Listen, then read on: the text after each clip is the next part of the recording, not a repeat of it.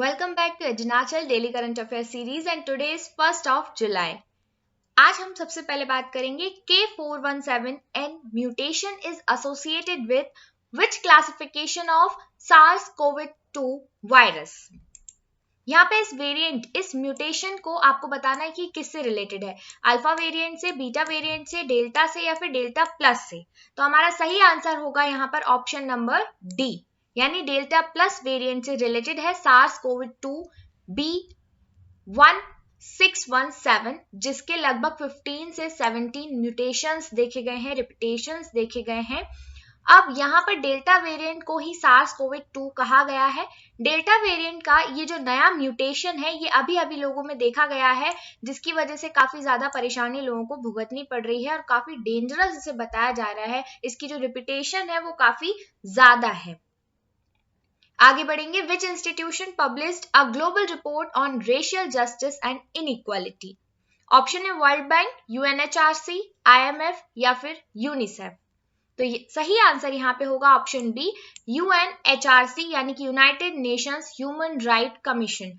यहाँ पे United nation human rights के जो चीफ है उन्होंने इस रिपोर्ट को रिलीज किया है जिसका नाम है रेशियल जस्टिस एंड इनइक्वालिटी। इसमें कुछ पैरामीटर्स हैं जिन पे डिसाइड किया जाता है कि किस तरह से हम रेशियल जस्टिस को और इनइक्वालिटी को दूर कर सकते हैं और सिस्टमैटिक वे में इसे किस तरीके से लोगों के सामने ला सकते हैं। As per the report, racism against people of African descent still remains systematic in many parts of the world. African black people के लिए काफी ज्यादा racist feeling लोगों के मन में आज भी देखी जाती है। रिपोर्ट में हाईलाइट किया गया कि 190 अफ्रीकन पीपल की डेथ हो गई है सिर्फ इसी वजह से, रेशियल डिस्क्रिमिनेशन की वजह से, जिसके लिए ये रिपोर्ट रिलीज की गई है ताकि लोगों में अवेयरनेस फैलाई जा सके। क्या क्या इसके फैक्टर्स हैं? तो क्रिमिनल जस्टिस को लेकर, इकोनॉमिक इनइक्वालिटी, हेल्थ इनइक्वालिटी और सोशल जस्टिस इनइक्वालिटी, इन सभी पैरामीटर्स को यहाँ पर कंसीडर किया जाता है। Next question, question number 3, which institution released a study on the not for profit hospital model in India? ये स्टडी रिलीज की गई है नीति आयोग के द्वारा, जो कि not for profit hospital model India में जो आने वाले हैं उस पर बेस्ड है। ये प्रेजेंट करेगा ऐसे रिसर्च बेस्ड फाइंडिंग्स को जिसके थ्रू हम not for profit hospitals India में किस तरीके से बनाए जा सकते हैं, कैसे चलाए जा सकते हैं, और प्राइवेट हॉस्पिटल्स और हेल्थ स्कीम्स जो यूनियन गवर्नमेंट की होती हैं उन सभी में कंपैरिजन कैसे किया जा सकता है, उन सभी पॉइंट्स को, फैक्टर्स को यहाँ पे कैसे लाया जा सकता है कॉस्ट इफेक्टिव मैनर में। यानी यहाँ पे प्रॉफिट मेन फंक्शन नहीं होगा, मेन एम नहीं होगा, यहाँ पर मेन एम होगा लोगों को हेल्थ फैसिलिटीज ज्यादा से ज्यादा प्रोवाइड करना और लोगों को कवर करना। Next question, the reserve bank of India release guidelines for outsourcing targeted eight which category of banks? तो यहाँ आंसर है आपका कोऑपरेटिव बैंक्स को टारगेट किया जा रहा है। आरबीआई की नई गाइडलाइंस जो रिलीज हुई है आउटसोर्सिंग के लिए, तो आपको याद रखना होगा कोऑपरेटिव बैंक्स। अब क्यों ये गाइडलाइंस रिलीज गई है? To manage risk that could arise from outsourcing of financial services. Guidelines के according bank should retain the core control of outsource activities and make the outsourcing as per guidelines within 6 months। ये भी कहा गया कि CEO और जो senior management cooperative banks के होंगे वो सभी रिस्क इवैल्यूएशन के लिए रिस्पॉन्सिबल होंगे। यानी कोई भी आउटसोर्सिंग एक्टिविटीज में अगर रिस्क होता है तो उसके जिम्मेदार सिर्फ और सिर्फ कौन होंगे? जो भी सीईओ है उस कंसीडर्ड बैंक के और सीनियर मैनेजमेंट ऑफिसर्स।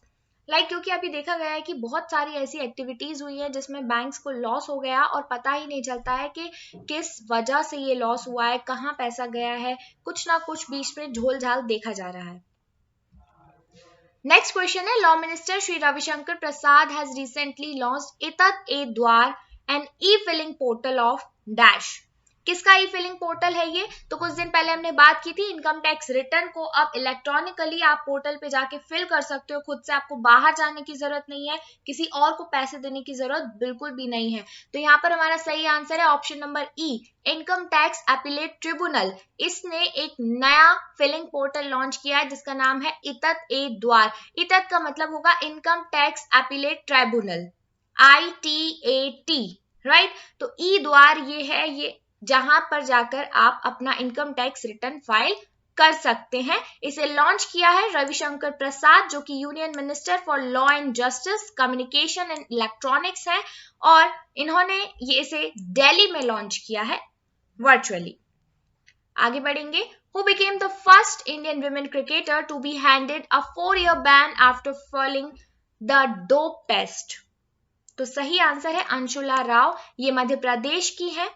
इन्होंने इतिहास रचा था, लेकिन कुछ गलत रीजंस की वजह से ये पहली विमेन क्रिकेटर बन गई हैं जिन्हें 4 साल के लिए बैन कर दिया गया डोप टेस्ट पाए जाने में। डोपिंग टेस्ट बेसिकली क्या होता है, अगर कोई भी एथलीट, कोई भी स्पोर्ट्स पर्सन ऐसी चीजों को यूज करता है, चाहे वो मेडिकली कोई मेडिसिन हो या फिर कोई भी XYZ एक्टिविटी हो, जिसके थ्रू वो अपने स्टैमिना को, स्ट्रेंथ को बढ़ा लेते हैं, अगर ऐसी कोई चीज यूज की जाती है तो ये टोटली स्पोर्ट्स में इलीगल होता है और ऐसे काम करने वाले स्पोर्ट्स पर्सन को बैन कर दिया जाता है कुछ सालों के लिए या फिर हमेशा के लिए।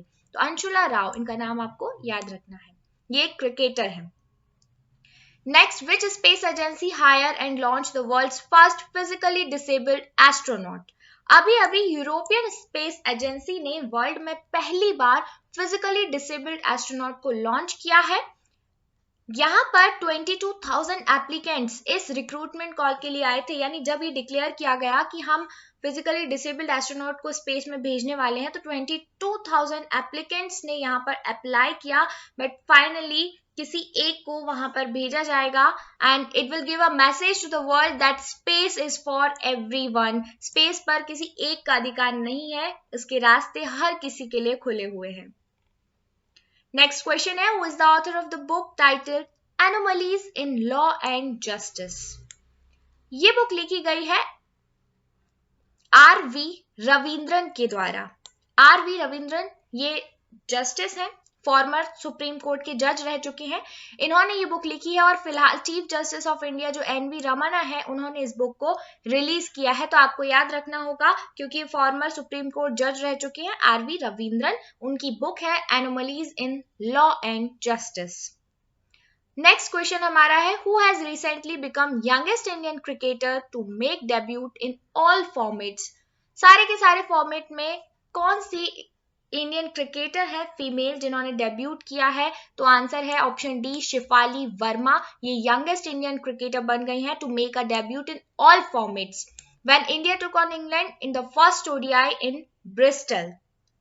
उन्होंने 17 इयर्स और 150 डेज में सभी मैचेस में डेब्यूट, सभी फॉर्मेट में डेब्यूट कर लिया है। तो यंगेस्ट क्रिकेटर है ये, नाम याद रखना है शिफाली वर्मा। आगे बढ़ेंगे। Which of the following country has been included new in grey list of financial action task force? तो आंसर है हमारा ऑप्शन डी, फिलीपींस। फिलीपींस को अभी अभी ग्रे लिस्ट कैटेगरी में ऐड कर दिया है FATF ने, यानी फाइनेंशियल एक्शन टास्क फोर्स ने। It will be subjected to increased monitoring. अब इस पर कड़ी निगरानी रखी जाएगी। आपको बता दें कि FATF क्या है और इसकी कौन कौन सी लिस्ट होती है। तो सबसे पहले FATF की 2 लिस्ट होती है, ग्रे लिस्ट होती है और एक ब्लैक लिस्ट होती है। कलर से आपको पता चल जाएगा कि ब्लैक लिस्ट ज्यादा खतरनाक कंट्रीज को दी जाती है और ग्रे लिस्ट उससे थोड़ी कम। तो ऐसी countries which are considered safe haven for supporting terror funding and money laundering are put in FATF grey list. यानी ऐसी कंट्रीज जो कि टेरर को सपोर्ट कर रहे हैं, मनी लॉन्ड्रिंग को सपोर्ट कर रहे हैं, ऐसा कोई भी गलत काम करते हुए पाए जाते हैं तो उन्हें ग्रे लिस्ट में डाल दिया जाता है और एक बार वार्निंग दी जाती है ग्रे लिस्ट में डाल के। अगर फिर भी वो वही काम करते हैं तो फिर वो ब्लैक लिस्ट में आ जाती है। तो countries known as non cooperative countries और टेरिटरीज, जो ब्लैक लिस्ट में कंट्रीज होती है उनको बोलते हैं नॉन कोऑपरेटिव कंट्रीज और टेरिटरीज। ठीक है, अब ब्लैक लिस्ट में जो कंट्रीज होंगी वो ग्रे लिस्ट से होकर ही आती है, यानी कि वो भी क्या कर रहे हैं, टेरर फंडिंग और मनी लॉन्ड्रिंग को बहुत ज्यादा सपोर्ट कर रहे हैं। अब ऐसा नहीं है कि एक बार जो कंट्री ब्लैक लिस्ट या ग्रे लिस्ट में आ गई तो वो बाहर नहीं आ सकती। अभी अभी कुछ दिन पहले हमने डिस्कस किया था कि पाकिस्तान को ग्रे लिस्ट से बाहर कर दिया गया है उसके अच्छे कामों को देखते हुए। तो इस तरह से कंट्रीज की जो रेपुटेशन है, जो वर्क है, एक्टिविटीज है, उस पर डिपेंड करता है कि उन्हें किस लिस्ट में डाला जा रहा है। डिटेल में समझते हैं कि फाइनेंशियल एक्शन टास्क फोर्स क्या है। बहुत इंपॉर्टेंट बॉडी है ये और एग्जाम में कई बार इंटरनेशनल ऑर्गेनाइजेशन से रिलेटेड क्वेश्चन आते रहते हैं। तो यहाँ पे हम समझते हैं FATF एक इंटर गवर्नमेंटल बॉडी है जिसे 1989 में बनाया गया था G7 समिट जब पेरिस में हेल्ड हुआ। क्वेश्चन पूछा जा सकता है कि FATF को किस समिट में बनाया गया, तो G7 समिट जो कि पेरिस में हुआ था 1989 में, उस समय FATF का गठन किया गया। ये क्या करता है, ये एक्सेस करता है किसी भी कंट्री की स्ट्रेंथ को, देखता है कि वो एंटी मनी लॉन्ड्रिंग या एंटी टेरर में जो फाइनेंशिंग फ्रेमवर्क्स है उस पर किस तरह से रिएक्ट कर रही है, क्या वो मनी लॉन्ड्रिंग कर रही है या फिर नहीं कर रही है, ये सारी चीजें चेक करता है फाइनेंशियल एक्शन टास्क फोर्स। यानी आपकी जो भी फाइनेंस से रिलेटेड जानकारी है वो पूरी की पूरी FATF के पास जाती है, आप कहाँ पैसे दे रहे हो और कहाँ से ले रहे हो। ऑब्जेक्टिव क्या है इसका, to set standards and promote effective implementation of legal, regulatory and operational measures for combating money laundering, terrorist financing and other related threats, जो कि किसी भी वर्ल्ड में किसी भी कंट्री की इंटेग्रिटी के खिलाफ हो सकते हैं, किसी के लिए खतरा हो सकते हैं इंटरनेशनल फाइनेंशियल सिस्टम के अंतर्गत। हेडक्वार्टर कहाँ पे है, तो पेरिस में है। जैसे कि हमने जाना 1989 में से पेरिस में ही बनाया गया था G7 समिट में, तो इसका हेडक्वार्टर और सेक्रेटरीट भी पेरिस में ही है। जहां पर इकोनॉमिक कोऑपरेशन एंड डेवलपमेंट यानी OECD का हेडक्वार्टर है, वहीं पर FATF का हेडक्वार्टर लोकेटेड है। मेंबर कंट्रीज की बात करें तो टोटल 39 मेंबर्स हैं, जिनमें 2 रीजनल ऑर्गेनाइजेशंस हैं, एक यूरोपियन कमीशन और दूसरा गल्फ कोऑपरेशन काउंसिल। ये रीजनल ऑर्गेनाइजेशन यानी कुछ कंट्रीज का एक ग्रुप है, बाकी रिमेनिंग 37 इंडिविजुअल कंट्रीज है। आपको बता दें कि इंडिया भी FATF का मेंबर है। क्वेश्चन पूछा जा सकता है कि क्या इंडिया FATF का मेंबर है, तो बिल्कुल हाँ है, राइट। तो ये हमने समझा FATF के बारे में। आगे बढ़ेंगे, question number 11। The first 2 units of world's second biggest hydroelectric dam, the Behatan Dam, has been constructed in which country? World का second biggest hydroelectric dam construct होने जा रहा है जिसका नाम है द बेहटन डैम। ये किस कंट्री में डेवलप होगा, तो बता दें आपको कि चाइना में ये डेवलप होने वाला है, जो कि वर्ल्ड का सेकेंड बिगेस्ट हाइड्रोइलेक्ट्रिक डैम होगा। इसकी घोषणा की गई है 28 जून 2021 में। ये आप इमेज में देख सकते हैं कितना बड़ा डैम है और कैसा इसका स्ट्रक्चर है, मतलब देखने में ही डेंजरस लग रहा है। तो काफी ज्यादा अमाउंट में यहाँ से हाइड्रो इलेक्ट्रिसिटी जनरेट की जाएगी और ये चाइना में है, राइट। नेक्स्ट क्वेश्चन है, centre inaugurates Asia's longest and world 5th longest high speed track NATRAX in. यहाँ पे आपको याद रखना है कि एशिया की लॉन्गेस्ट ट्रैक होगा ये और वर्ल्ड का 5th longest high speed track होने वाला है जिसका नाम है नट्राक्स। तो इसको लॉन्च किया जा रहा है इंदौर में।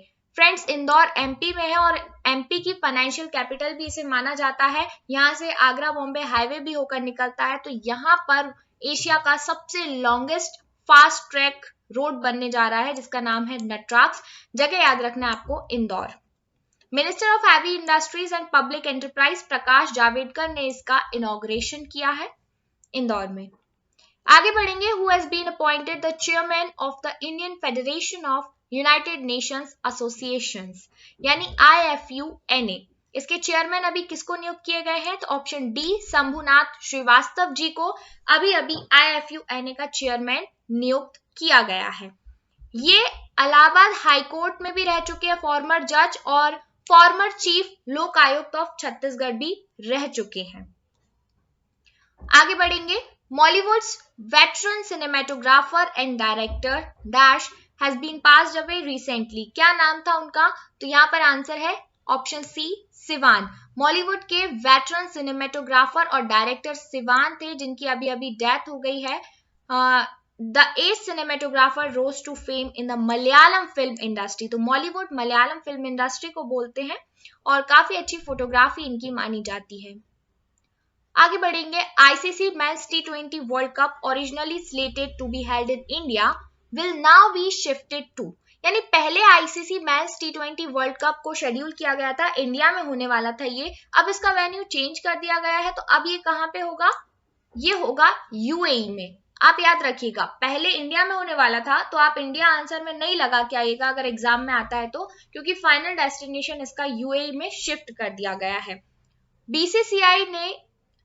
BCCI, which holds the hosting right of this year's event, will inform the ICC in this regard, and T20 World Cup was postponed last year due to covid pandemic, right.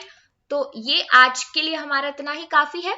हमने 15 questions यहाँ पर discuss किए हैं, जिसमें से FATF के बारे में हमने पूरी जानकारी ली। काफी इंपॉर्टेंट बॉडी है ये। आई होप आप लोग रिवाइज करेंगे, और अगर आप चाहें तो वीडियो को पॉज करके स्क्रीनशॉट ले सकते हैं ताकि आपको बाद में रिवीजन करने में आसानी हो। So guys, thank you so much, जुड़े रहिए हमारे साथ। कोई भी प्रॉब्लम है, कोई भी सजेशन है तो प्लीज कमेंट बॉक्स में जरूर लिखिएगा। Thank you so much.